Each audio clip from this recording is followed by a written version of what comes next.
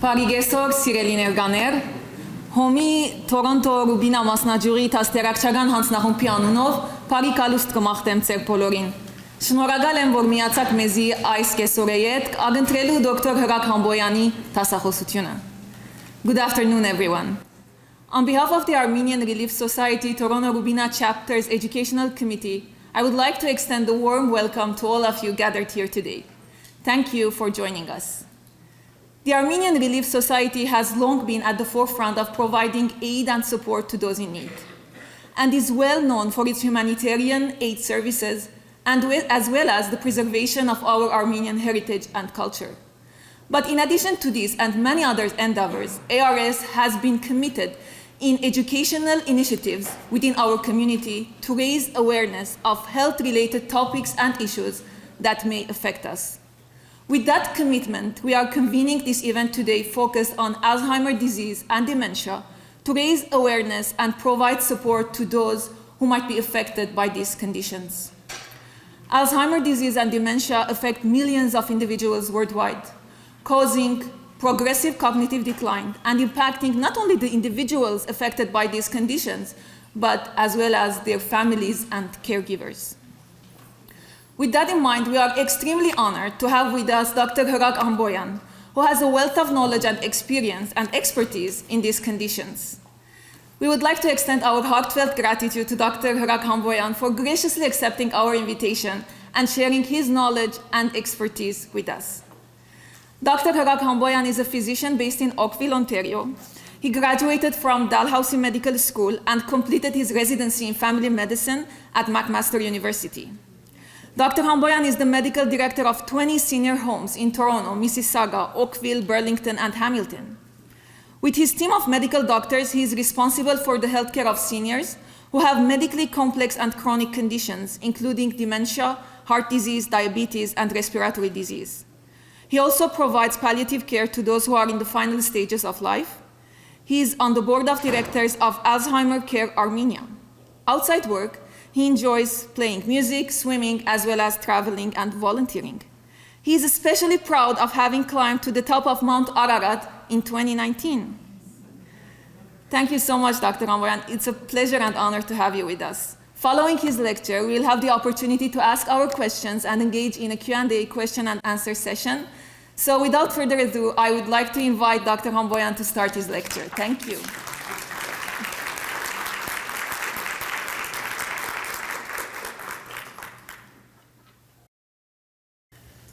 Three years ago, I was working in a seniors' home in Mississauga, and I met an 85-year-old gentleman. He had just moved from London, Ontario to Mississauga. Let's call him Mr. D. Mr. D walked into my office with a big smile on his face. He looked very happy and he looked very healthy. He was well dressed and clean shaven. And although it said he was 85 years old in his medical chart, he could have easily passed for 75. He sat down and he looked at me with a big smile. I shook his hand and I said, "Nice to meet you, Mr. D." And he said, "Nice to meet you too." I asked him, "How are you doing?"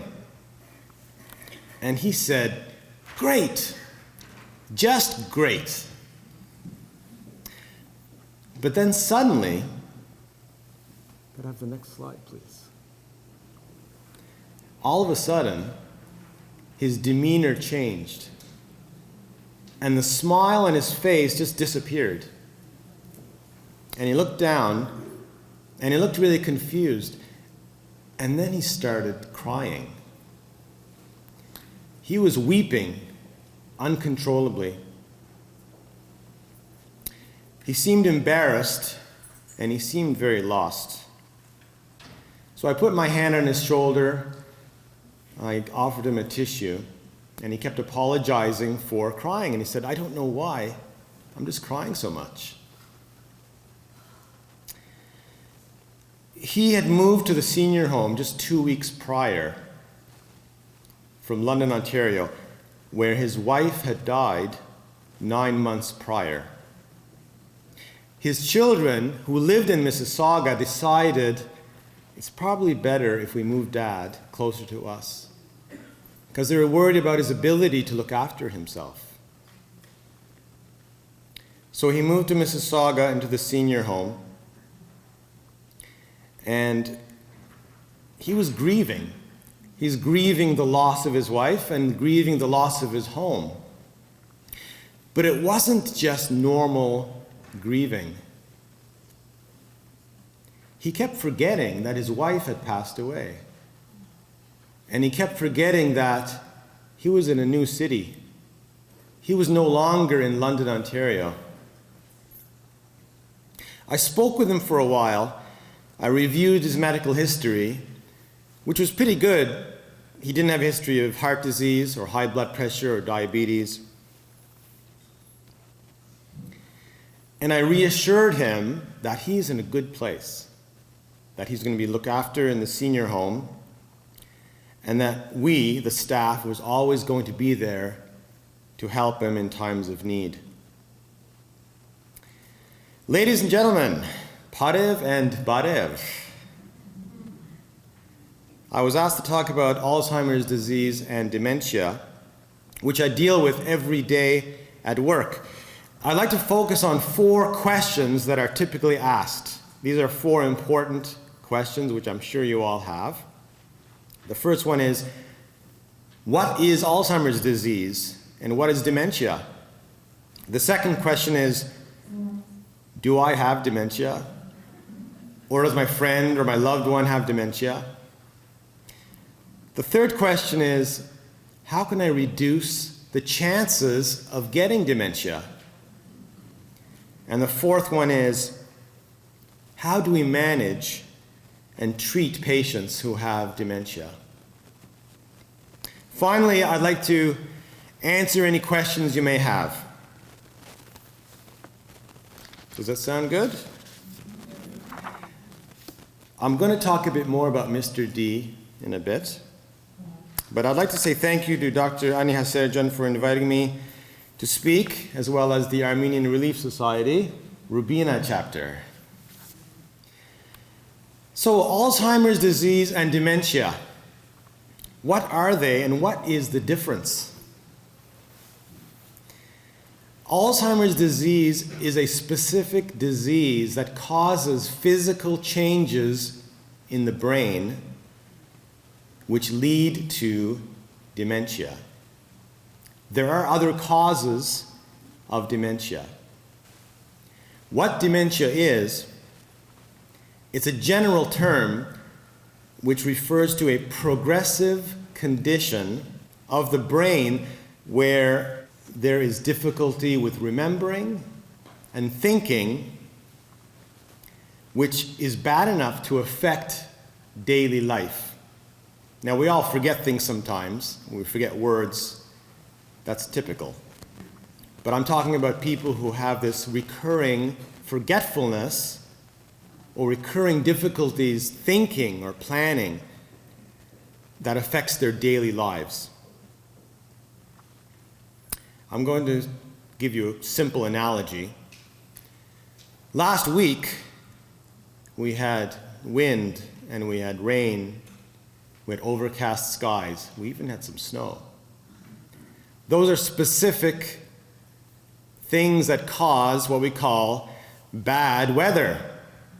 So Alzheimer's disease is like the wind or the rain, which causes a condition which is known as dementia.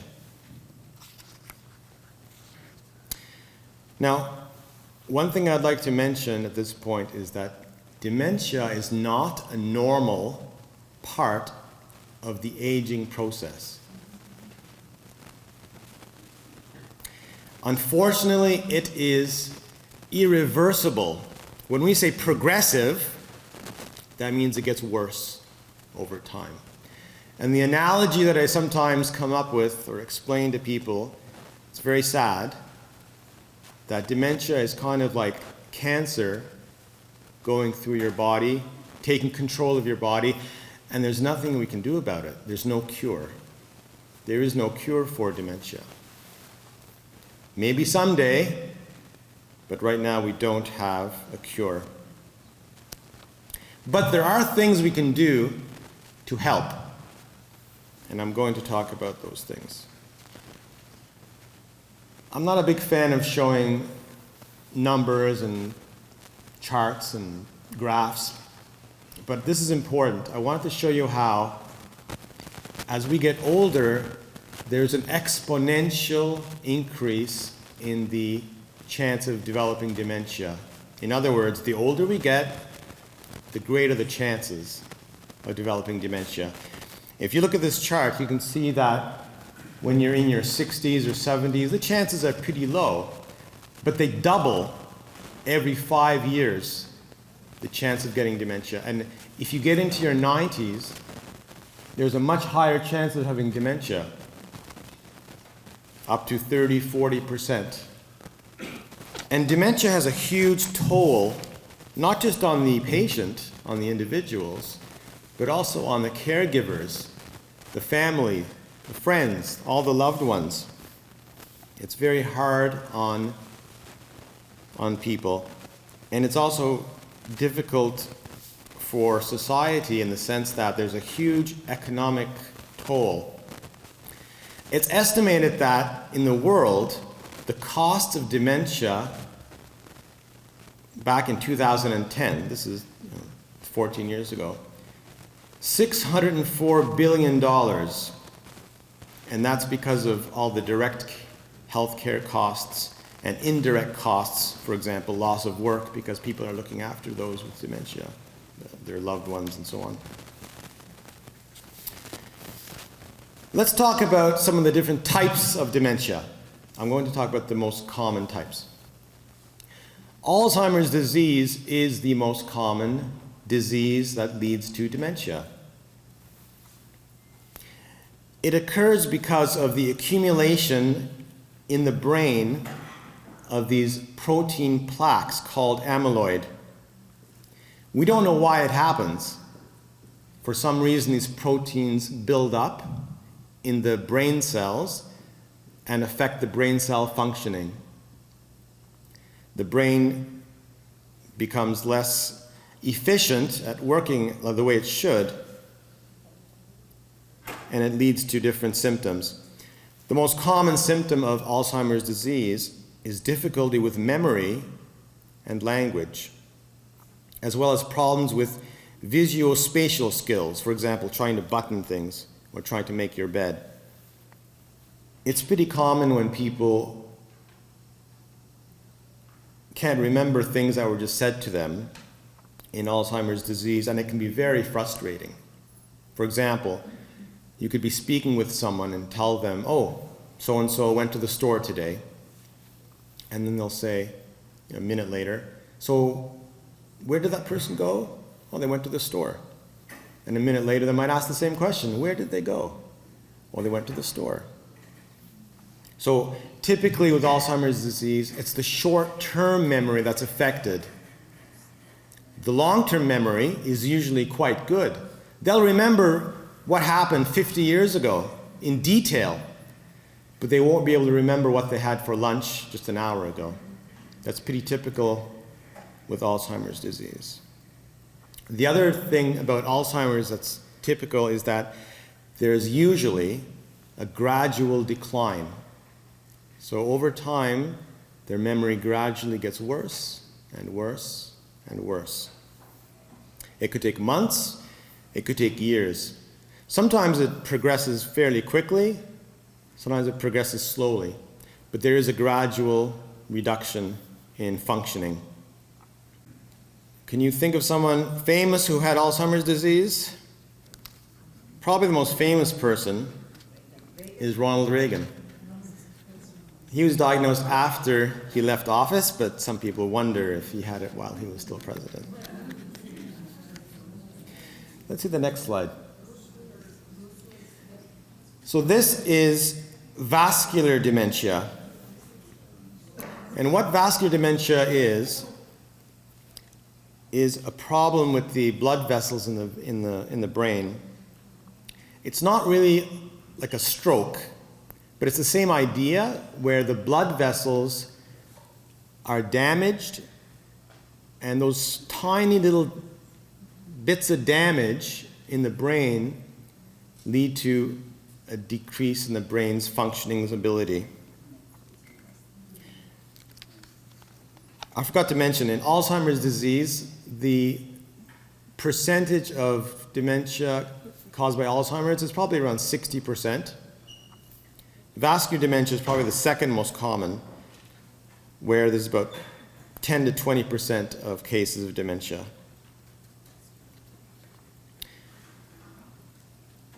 Both Alzheimer's and vascular dementia are usually diagnosed when someone is around 80 years of age.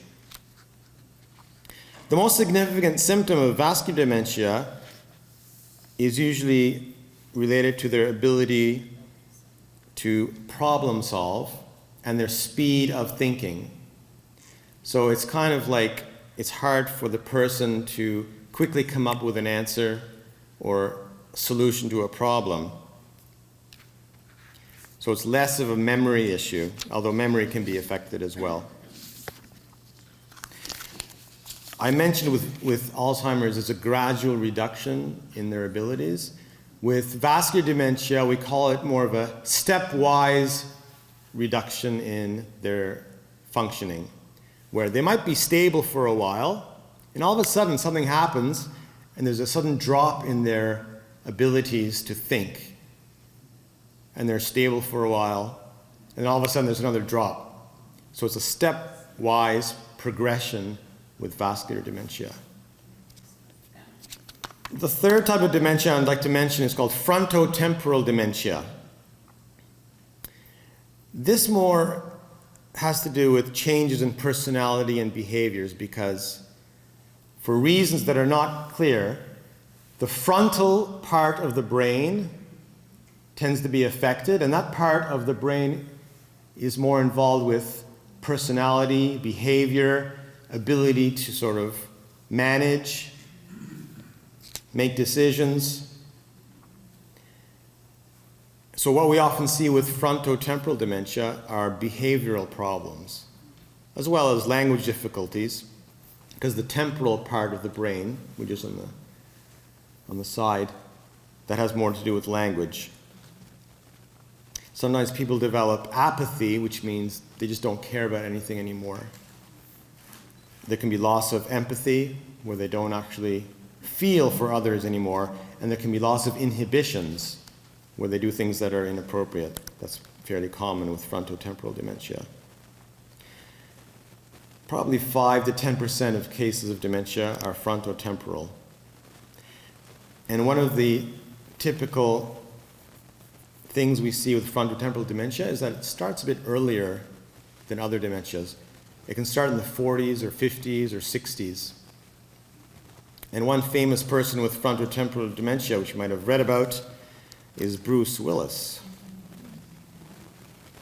It's a very difficult dementia to treat, because when your behavior is erratic, and it's very difficult to change someone's behaviors. Could I see the next slide, please? The fourth type of dementia I'd like to mention is called Lewy body dementia. And this is caused by an abnormal deposit of a protein, which are called Lewy bodies. There's kind of overlap in terms of symptoms with Parkinson's disease. People with Lewy body dementia tend to have problems with their abilities to move around. They get stiffness, but they also have difficulties thinking, difficulty concentrating. And one thing that's typical of Lewy body dementia is hallucinations, which we usually don't see with the other types of dementia. And the great actor Robin Williams apparently was diagnosed with Lewy body dementia when he was in his 60s. There are other types of dementia, which I'm not going to go over, but there's a type of dementia associated with HIV, Huntington's disease, alcohol-related dementia. Those types of dementias are probably less than 5% of cases. Now, can I see the next slide? Remember Mr. D. What type of dementia do you think he had? Now, he presented with symptoms of dementia when he was in his 80s. He didn't have a history of diabetes or high blood pressure or heart disease. He had more of a memory issue, his short-term memory. So most likely he had Alzheimer's type dementia. Now, the only way we can know for sure what type of dementia somebody has is by doing an autopsy on the brain, which we don't do when someone is alive. So Mr. D, as I mentioned, he was forgetting that his wife had died. He forgot where he moved to. He also needed someone to help remind him, okay, it's time to go to bed. Or it's time to get out of bed. It's time to go for your meal. So for him, being in a senior's home where he had assistance was very helpful. Can I see the next slide? So, do I have dementia? This is something that people worry about. As I mentioned, we all forget things sometimes or have trouble remembering words. That doesn't mean you have dementia. But if it's affecting your day-to-day life, then something to think about. So, what are the warning signs? If there are memory issues that are causing problems, for example, you keep forgetting someone's name or you're forgetting appointments. As I mentioned, Mr. D was forgetting that his wife had died. That's one sign that someone might have dementia.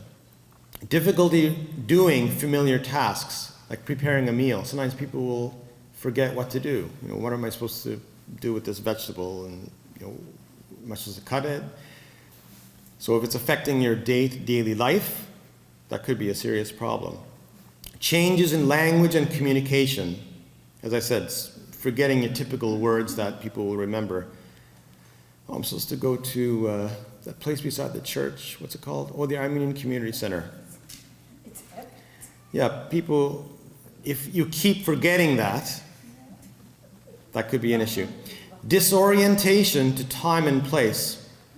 When you keep forgetting what month is it, or what year are we in, or getting lost. People sometimes with dementia will go out and they forget how to get home.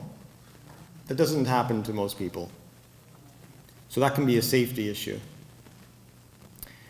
Impaired judgment, inability to identify a risk. Sometimes people with dementia, I'll ask them, okay, this is kind of a little test. If there's a fire happening in your bathroom, there's a big fire, what would you do? And they'll say, I don't know, I'll just sit there. I don't know what I would do. Well, most people would say, no, you got to call 911 or you got to get out of there. So that would be problems with recognizing risk, which can be a serious issue. Problems with abstract thinking, misplacing things, changes in mood and behavior. So this is interesting. People with dementia often will have problems with their mood where they become very frustrated and they become depressed. There's an overlap with depression.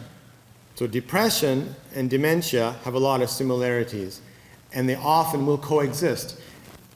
It's very sad. A lot of these people, they realize something is going on in their brain. They know that it's not working properly. Can you imagine how frustrating that must be? That often will lead to depression.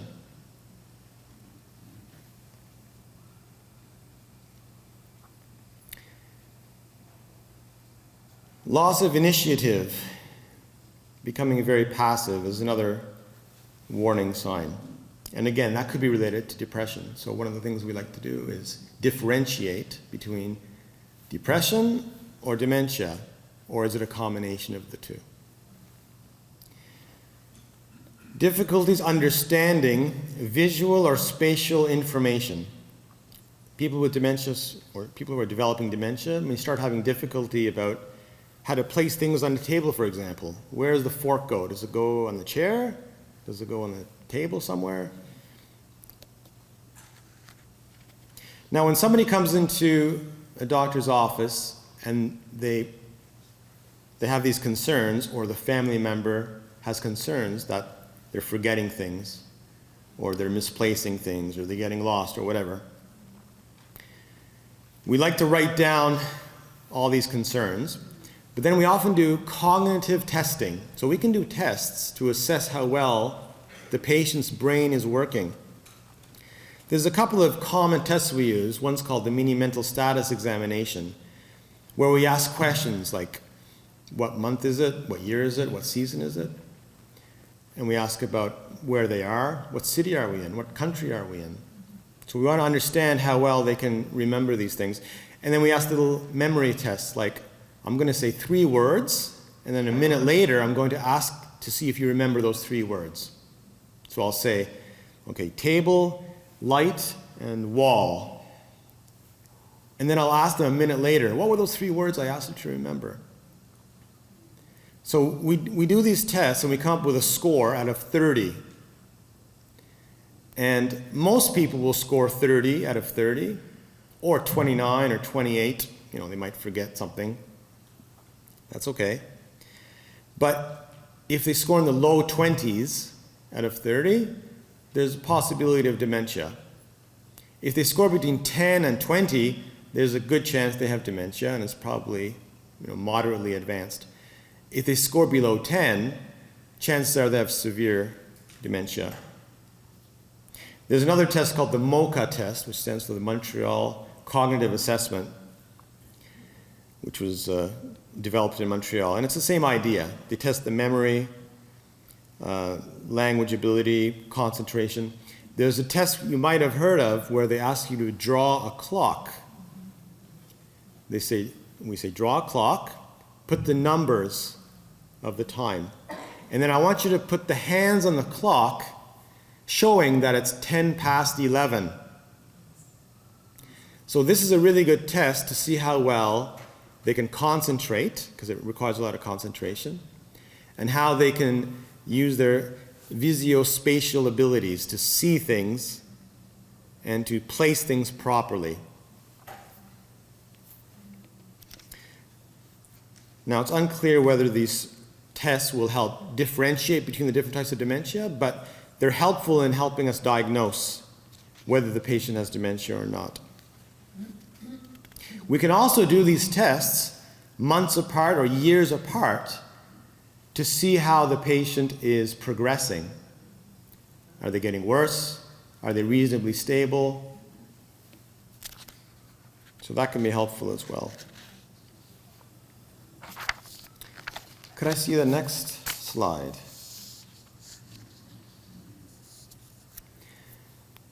This is probably the most important part of this talk. How can I reduce the chances of getting dementia? And in all honesty, I could just say how to stay healthy, not just your brain, but how to keep your brain healthy. I wrote down a bunch of important points. The first one is exercise. Exercise is not just good for your muscles, it's good for your brain. Exercising regularly is the best way to stay healthy, period. And I think that's the biggest problem in our society. We don't exercise enough. The second thing I'd like to mention is social engagement. Again, this is really important to be healthy in general. There are studies that have been done where they wanted to see what's the most important thing in life that keeps people healthy. And the studies make it pretty clear. Social engagement, having a good social group, having people to talk to, having people who will look after you, having people who will make you happy. That's the most important thing to be healthy, and it's also important for your brain. Cognitive stimulation basically refers to exercising your brain. You exercise your muscles to keep your muscles strong and healthy. Same thing for the brain. Exercise your brain by playing games. You can play board games or cards or backgammon or chess or whatever. Anything that makes your brain work will make it stronger. Having a conversation with someone. That's also a way to exercise your brain. And that's related to the social engagement that I mentioned. Make sure your hearing is working well. There are studies that show that poor hearing will increase the chances of developing dementia. So hearing aids are very important for people who are hard of hearing. If you can't hear very well, just imagine. It's like you're disconnected from your environment. And that's a big issue. Managing your medical conditions. A lot of us have high blood pressure or diabetes, heart disease. We need to make sure that these are being managed appropriately because those conditions can lead to dementia. Don't smoke. That's a no-brainer. Everybody should know that. Avoid depression. Again, there's this overlap between depression and dementia. They often will coexist. But having just dementia, and I think a lot of the time it's related to lack of social engagement. Having depression is a risk factor as well. Avoid head injuries. Well, if the head gets injured, the brain gets injured, that can increase the chances of developing dementia as well. Avoid excessive alcohol. And then have a healthy diet. These are more kind of indirect benefits because if you have a healthy diet, you avoid alcohol, excessive alcoholic intake. That will help control other issues, health issues that can lead to dementia. So in terms of managing and treating dementia, when we see patients who have been diagnosed with dementia, first of all, it's never too late to employ these preventative measures to keeping the brain healthy. It's never too late to quit smoking. It's never too late to start exercising, and so on. So we like to avoid medications as much as we can. We like to focus on prevention. And when someone has dementia, we like to use what we call behavioral tactics, or the behavioral approach, to help them be safe and be happy. We like to avoid medications because medications can cause problems. They can cause adverse effects. Now, sometimes we have to use medications because what happens is if the patient is really suffering and nothing is working, then we weigh the pros and the cons of using medications. We think about the potential benefits and we think about the potential risks and we weigh them and we decide which way to go. If we think, you know what, there is potential benefit here with this medication and the risk is not that bad, then we lean towards using those medications. As was mentioned, I look after patients in senior homes, and from what I've seen, being in a senior's home can be very helpful for someone with dementia. Because in a senior home, they're in a situation where they're being closely monitored, they're being well fed, they're being cared for. They also have the opportunity to socialize with other people in the senior home. There are opportunities to exercise because they always have exercise classes. Some of the senior homes even have swimming pools. They have all kinds of activities where they can play cards or play backgammon or chess or whatever. So especially for someone who enjoys being in an environment where they can socialize and meet other people, being in a senior home can be very helpful. Some of the senior homes that I look after have locked units. So some of the people who have advanced dementia, we worry about them running out, trying to escape. It's not a jail, but we worry about their safety. So we sometimes put them in these locked units where they can't just walk out and go outside in the cold and they don't understand that they could freeze to death. So this is just a few tips that I thought would be good to know. If you have a loved one who has dementia, it's very important to understand what's going on. It's important to learn about dementia, and then you want to learn how to deal with the person who has the dementia. I mentioned earlier about the behavioral approach, which is the most important thing. If somebody has dementia and they're confused or they're upset and you want to help them, here are some simple tips. Get their attention. I like to, if they're sitting down, I like to kneel down in front of them, be at the same eye level. Make sure you establish eye contact. Make sure you connect with that patient. You want to clearly state a point. If you want to say something like, it's time to go for lunch, you want to be very clear about it. You don't want to say, so what do you feel like having for lunch? Because that will cause more confusion. You want to be very specific and clear. Ask easy to answer questions. Would you like to have some chicken for lunch? Yes or no? You want to make things very simple and clear to reduce the chance of further confusion, because a lot of the time the patients, as I mentioned earlier, they know that something is going on, but they can't understand it. And it's very frustrating. So we're dealing with people who are frustrated and upset about that. So you want to be calm. The next point is reassure. You want to show them that you're there to help. Show them that you care. And reassure them that everything's going to be fine. They have nothing to worry about. Reminiscing about the past. This is a little tip that works almost all the time. If someone is a little upset, you want to maybe bring up a story from the past that they will remember. Remember, I said a lot of the time their short-term memory is poor, but they'll remember things from years ago. So you can say, oh, remember the time when you were playing with your friend on the street, and then your friend fell down and you helped them. Just remembering things like that will give them comfort. Pay attention.